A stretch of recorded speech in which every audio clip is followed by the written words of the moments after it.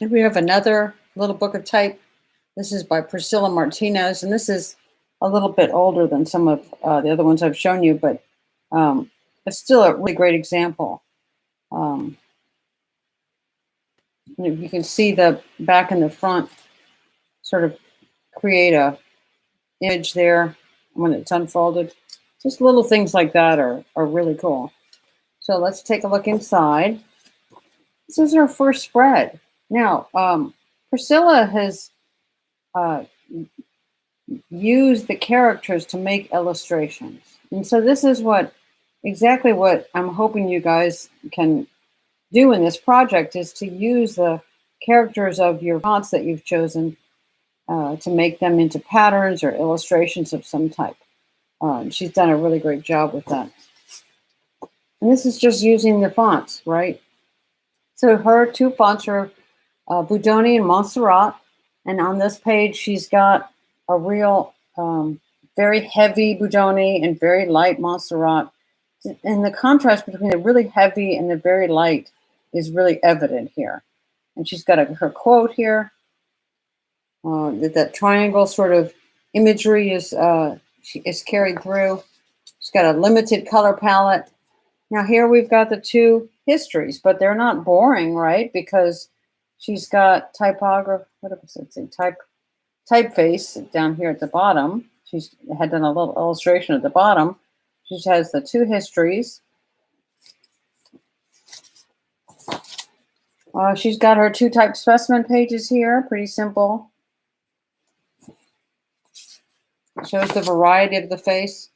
And here's her inside spread. This is her favorite character in Montserrat. And she's done a really cool little illustration of a dog. It's probably her dog, who knows. But just a beautiful spread, isn't it? It's she's used the Q in the background as a pattern, and she's used it as part of the dog's tail. And then a little story about why she likes the Q, because it looked like her dog's tail.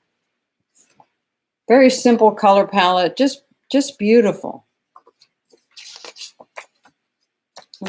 Here's her favorite character, Montserrat. Another simple illustration. I'm sorry, Budoni. This is Budoni. She's done some playful stuff with a copy here, running it around the R. And then she's done a little background with the R's back there. Just very beautiful, very simple, but very well thought out. Okay, so she's got several themes going on here with the big R and the pattern and the color palette and stuff like that. Very well thought through. And here we have a poem and a story. Now I want you to look closely at that poem.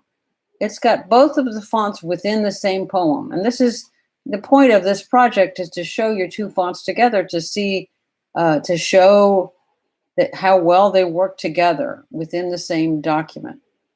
Okay, and I think that the story is a little bit small.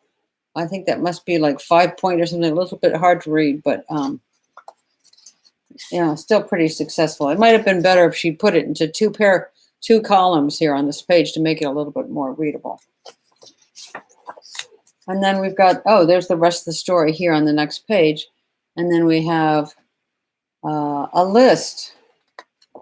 And her list is about things you can do in typography. Serif.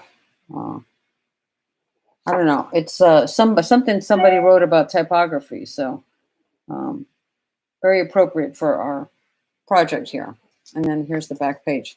And then she's had it stapled. So this is a really beautiful little project.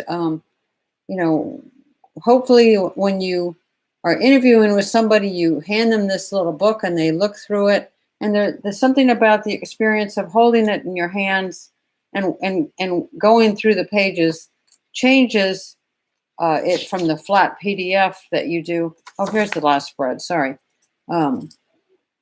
That's the list. And then another quote. So, but as I said, handing this to somebody and having them go through it and having the surprise, and each page is a little bit different and has something new to show, is the experience of a multi-page document. And hopefully Um, you can print out a good copy of yours and include it in your portfolio.